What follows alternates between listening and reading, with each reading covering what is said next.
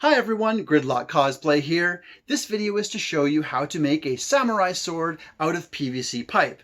Now what you're about to see here is not cosplay safe, mainly because the blade is sharp. So if you're doing it for an expo, just skip the step where we sharpen the blade. The reason why I'm doing it is just so that I have something that looks pretty and appears as realistic as possible. Let's get started.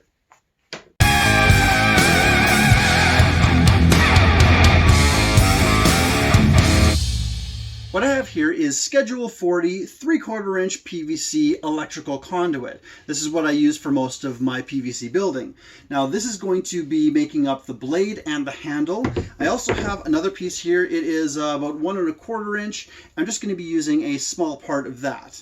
Okay, now the longer you make a blade, the more flimsy it gets. And since this is really only for display, I'm going to make it a good length here.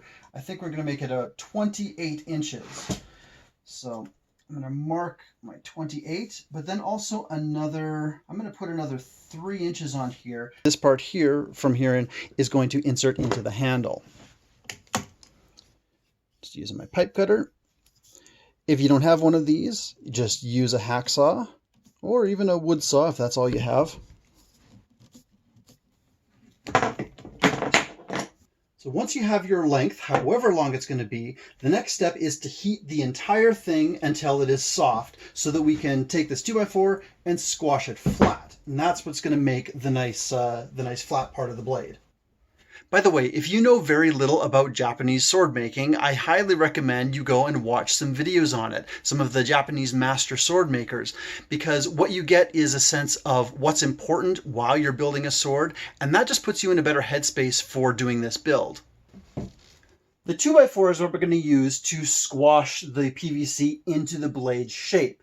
Now, in order to get the nice curve that a sword gets, we're going to have to do something a little tricky. This is the most difficult part of this entire build. So I'm going to take a clamp and put it on here against my workbench and leaving a little bit of a space there so that we can rock this up. Okay, and then we'll put the soft pipe beneath it. And as we put the 2x4 down, we can pull it just gently into the curve so that it's flattening it and curving it at the same time.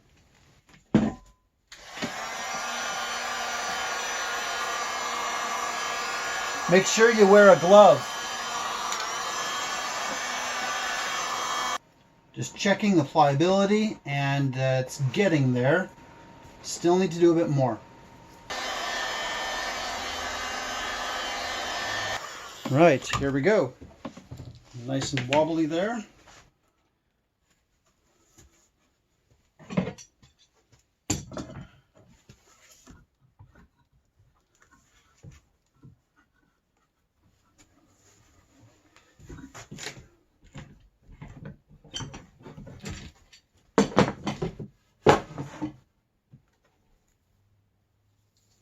Now there's a fairly distinct shape that needs to go on the end. Just got my test one here, my example, and it's a bit of a curve. So I'm just going to draw it on here. I'm actually going to come back a little bit because we're going to cut some of this off. Okay, so just draw something that you think looks good. So we're going to cut that part off. And once we do, we're going to see that there's a bit of a gap in here. And the way to fix that is to heat just the end and then compress it down with the 2x4 just that little bit more, just to get the tip to squeeze tight together. I'm going to put it in the vise, but I put some foam in here so that it doesn't scrape it up.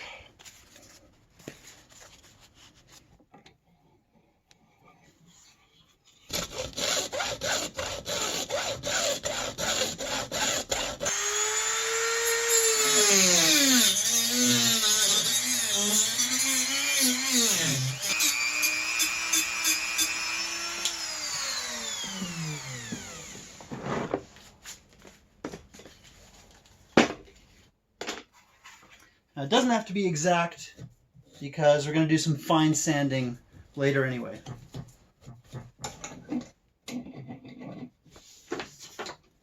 After doing that, there might be some debris in there. Make sure you get it out of there before you heat it up again. So I'm going to take this piece of wood here just to block it so that none of the rest of it gets heated, so that it's only the tip that we're heating.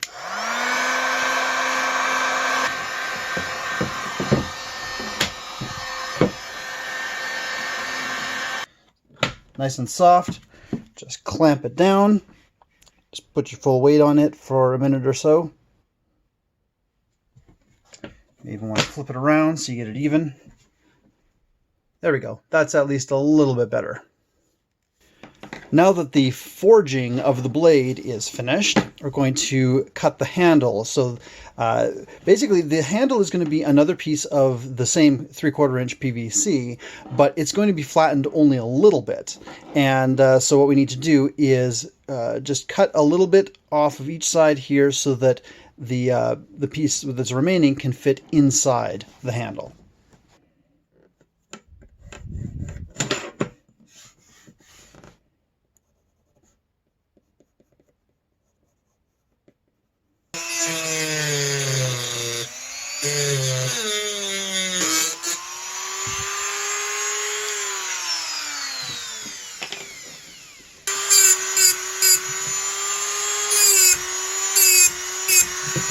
This gives us the general shape of how that is going to go into the handle.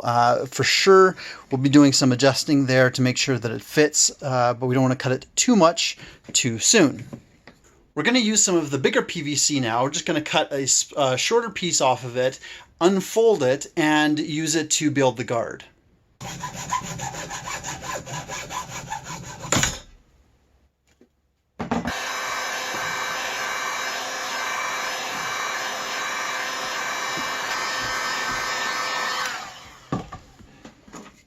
There's a cool thing about PVC when it's this squishy.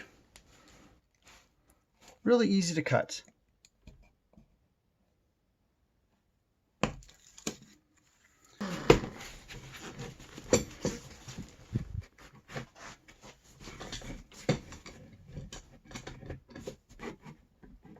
This is way easier than doing the blade, just so you know. While the PVC is cooling, I'm going to work on my design for the shape.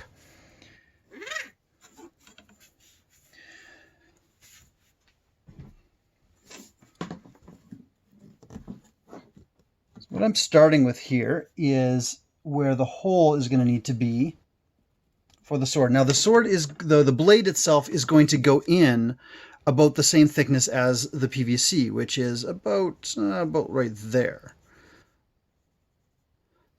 So that's how much it's going to go in. So that's why we need a hole in the guard for it to be able to insert in all the way.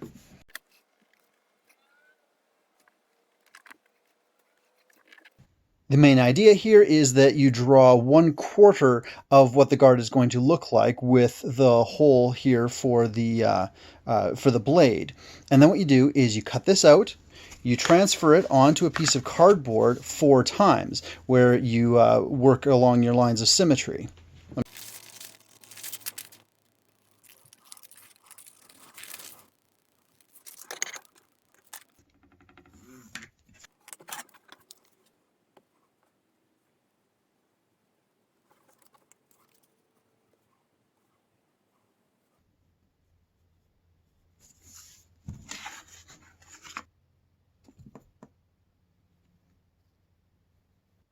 When you end up cutting the hole in the actual PVC, you do it very slowly and gradually, and a lot of trial and error until the blade just fits in there.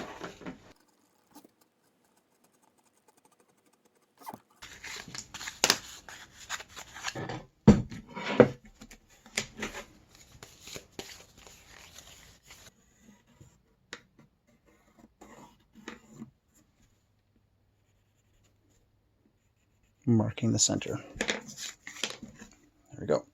Now we got to cut that out.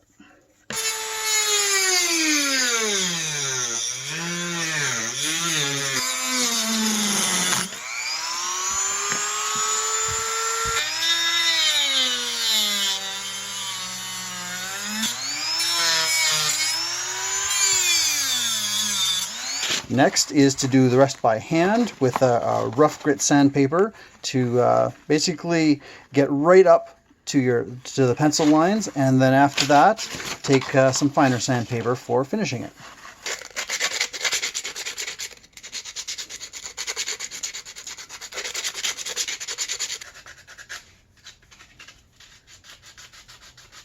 Once you've sanded down finally right to where your design is, you're going to need to do the surfaces, but before you do that, you want to cut out the hole. Now this, like I said, is going to take some trial and error because you want the blade to just fit on here. Now it's not the small part here that goes into the handle, it's actually the full width right here. Also, since it is a good possibility that the widths of either side of the blade are not going to be even, so it's a good idea to mark on here which way is, say, the side where the blade is going to be.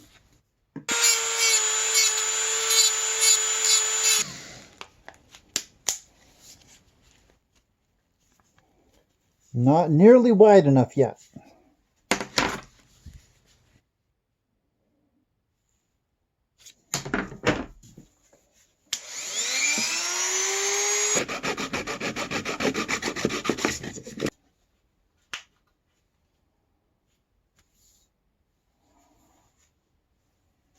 When it finally goes on, you may find it has gotten a little bit loose in one place. Right now on this one, it is tight right here and a little bit loose on the blade side. That is actually okay because there are going to be, the handle is going to be on this side and we're going to put a ring on this side and it's going to hold the guard right in place as it is. So don't worry if you get it a little bit too loose. Next is to figure out how long you want your handle to be. Now, this is a longer sword. It should be wielded with two hands. So I'm going to put my hand right up there because this is about where the guard is going to be.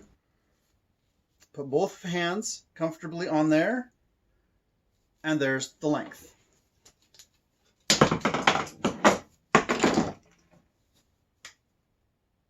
Okay. Now that we have the piece that is going to be the handle, you need to heat it up and press it only slightly so that it becomes more of an oval instead of a flat piece. Also, you want to put a little tiny bit of a curve into there. It's very hard to see on here, but this handle is actually curved along the same direction as the blade.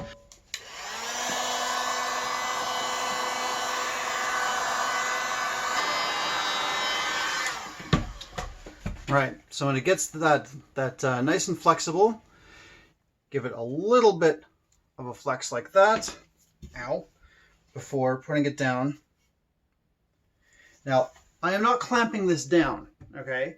I am just pushing it just enough for it to turn into an oval shape, really. There's the shape that you want. You can see it's got the slight curve to it. Right, now decide which end you want to be towards the guard here. I'm going to mark it like so. And it's got enough of a curve that I can tell which way it is supposed to go. Basically, the inside of the curve goes towards the dull part of the blade. Now this is just a little bit too tight. So what I need to do is sand down the edges until it just fits.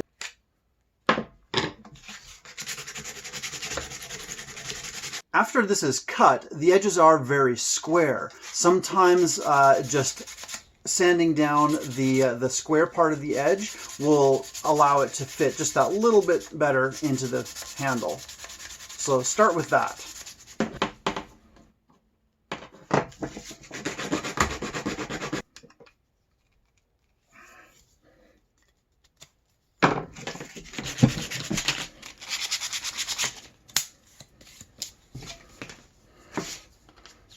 There. Okay.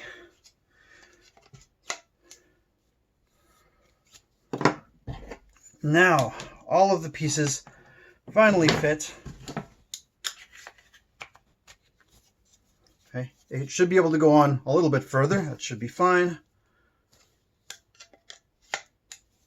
And then this slides back, just like that. Now we're at this stage with all the pieces fitting together properly, we can work on the blade. Now you may have wanted to jump the gun and sharpen the blade right away, but you shouldn't do that because as you're working around with it, it's bumping around, and if you already have sharpened it, it can damage your sword before you've even completed it. I don't know what time it is there, but it's pretty late at night here, so I'm going to take a break and finish this tomorrow. Fortunately for you, it'll only be a few seconds. Okay, let's get started again. For sharpening the blade, you want to have a 2x4 so you can clamp it down and have the edge of the blade hanging over so that you can have the power sander at an angle, and that will make it so you don't accidentally sand your table down.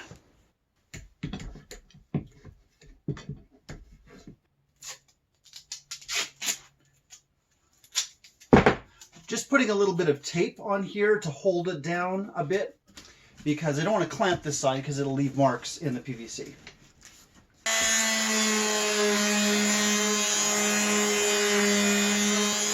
I've started with just sanding down the surface a little bit to add the texture and to try to get rid of some of this bulging.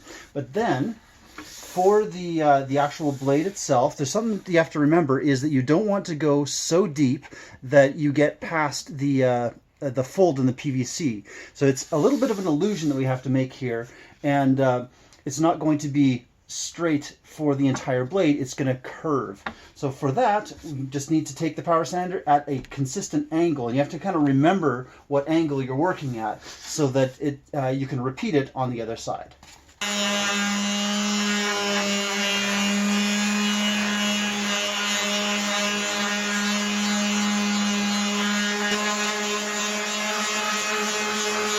When you do the sharpening, you don't want to go all the way on one side and then all the way on the other. You're going to need to flip it a couple of times, reclamp it, retape it, so that you can gradually get down to that proper sharpness.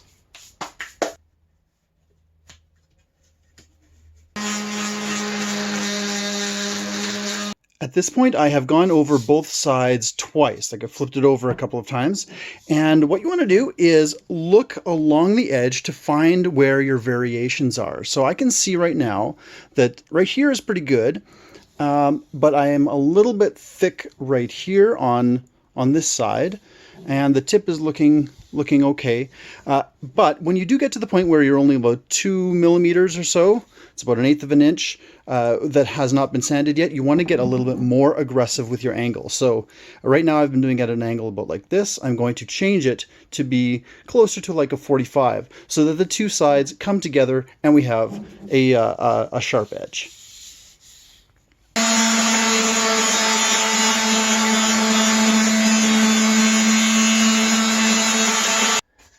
I'd forgotten to mention that you need to use a very coarse sandpaper for this part because you're getting through a lot of the material. Once you get it to the sharpened edge, we're going to use a finer sandpaper to finish it off, just to make the material nice and smooth.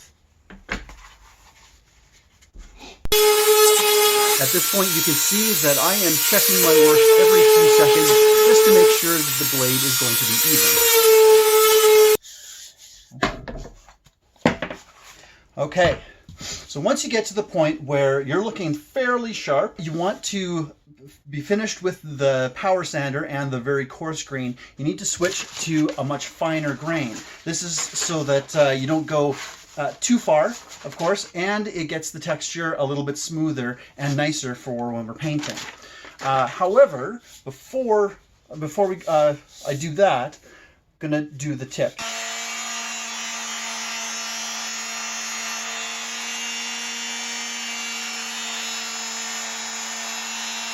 There we go, something like that. Inevitably, you are going to have a gap at the end because, well, the pipe was hollow to begin with. So what I'm going to do is put some caulking in there and then sand it down a little bit more so that it's filled in. You might want to sand the opposite side of the blade just to flatten it out a bit so that it's not quite as round and pipe looking.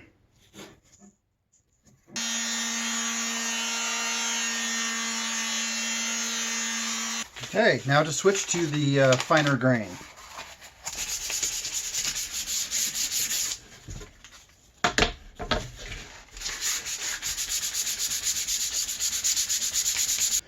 just want to point out that I've sharpened it to about right there. It begins to taper off so that it's about the same size as the hole. You might be tempted to test it. Go ahead. PVC is pretty tough. Got some cardboard.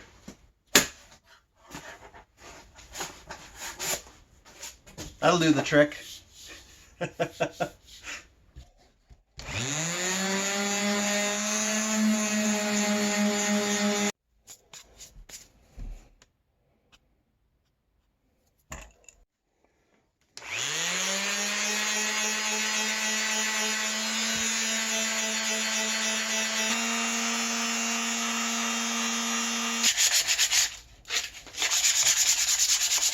If you want to add more detail onto your guard, like maybe drilling holes, now is the time for that.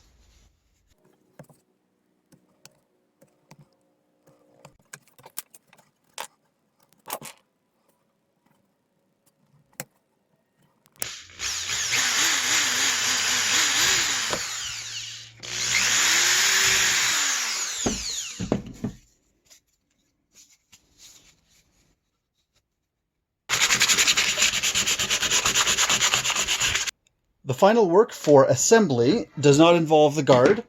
Just take the handle and put it directly onto the blade, right up flush. And what I have here is a bit of threaded rod. It's actually, you could use a bolt, whatever.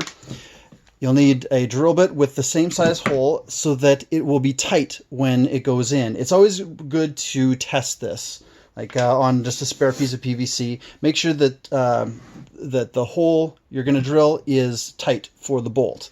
And with this bolt, I can cut it off so that it ends up being flush. And I'm going to use my my cutter to put a slot in there so that I can use a screwdriver to put it in.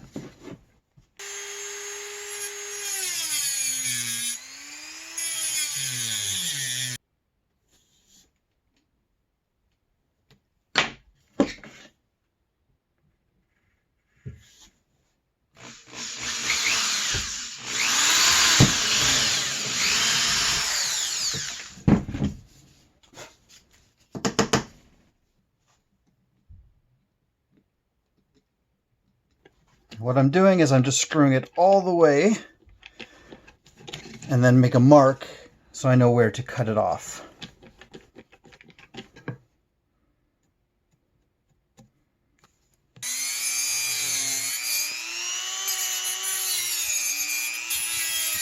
Now, assemble the whole thing. Just going to put the guard on. It's okay if it goes a little far. Handle. Put the bolt in. And then slide the guard right back so that it is flush against the handle, because we still have one more piece that we're going to put on.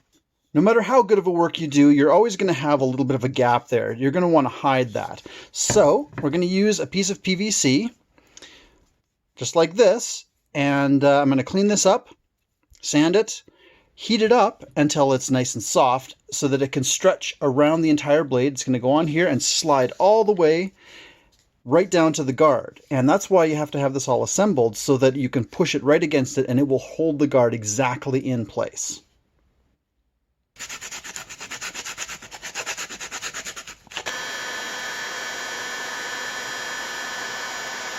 Now this is a really tricky part. You might not get it the first try. However, once you get the little ring on there, make sure that you get it in place, because it's not going to come off once it cools.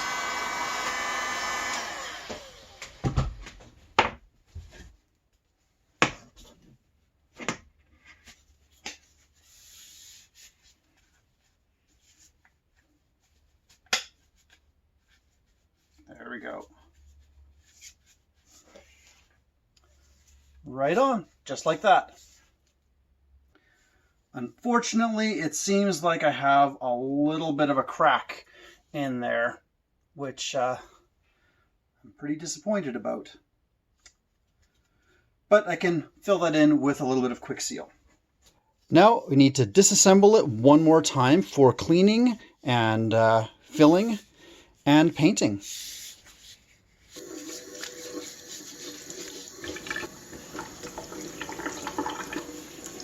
You really don't want any of this PVC dust on here when you are doing your painting.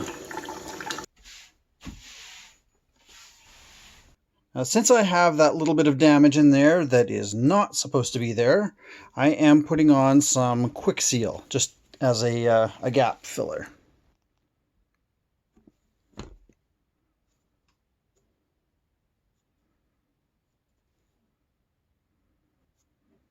So that is going to have to dry for a couple hours before I do the painting, which is kind of a bummer, but that's just how it is.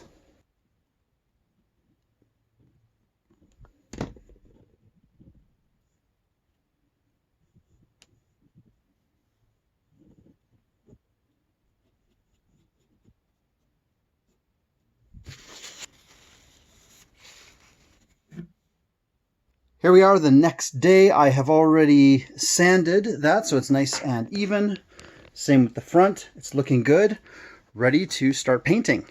You probably already have in mind the colors that you're going to be painting your sword, but I'm going to use a black for the handle, this green for the guard, and this Rust-Oleum metallic finish for the blade. It makes it look really beautiful and shiny, especially when it's put on properly.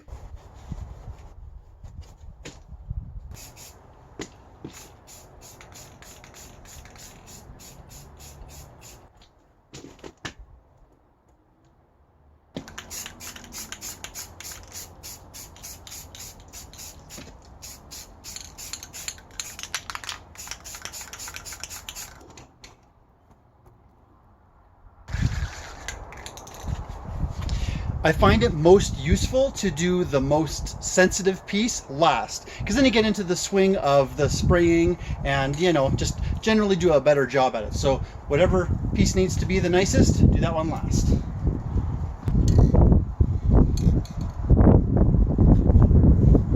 The wind just started like crazy.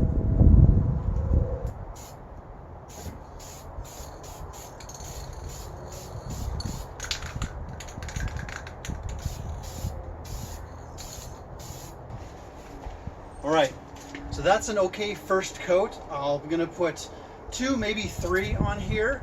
The important thing is to not do it too quickly because, as you probably know, spray paint will drip and completely ruin your paint job.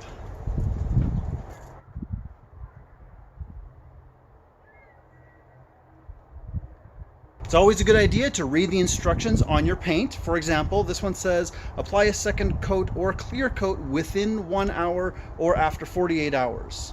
Dries to the touch in 20 minutes. So in 20 minutes, I'll put on my second coat. One thing that I like to do while my paint is drying, at least for the first few minutes, is to turn it rotisserie style so that it helps with drying, but mostly just in case I got it a little thick, this keeps it from dripping in any one direction. If you want to put a gloss clear coat onto the handle and the guard, that will work fine, but don't put this on the metallic finish. The metallic finish already has that chrome finish on it, and if you put a gloss clear coat on it, it actually dulls it. It turns into just a normal gray, and you completely lose the whole purpose of the metallic finish. Now here's another challenging part. Set your things up to dry and wait a full day before touching them. I let these dry for 2 days. Now it's time to assemble.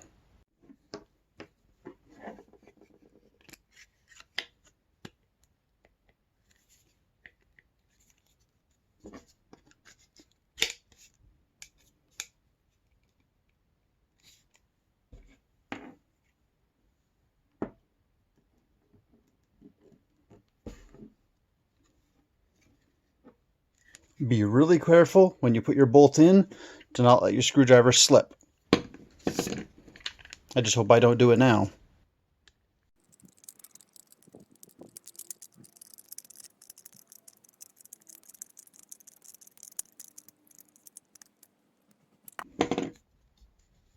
There we go. And there you have your basic samurai sword. Now there are a lot of details that you can add to this, such as the distinctive pattern along the cutting edge of the blade, the wrapping on the handle, and other painting details on the guard. Hopefully this video gave you some good ideas, the technical know-how on how to get to this point. I hope you enjoy building your own. Thank you very much for watching, and I'll see you all later.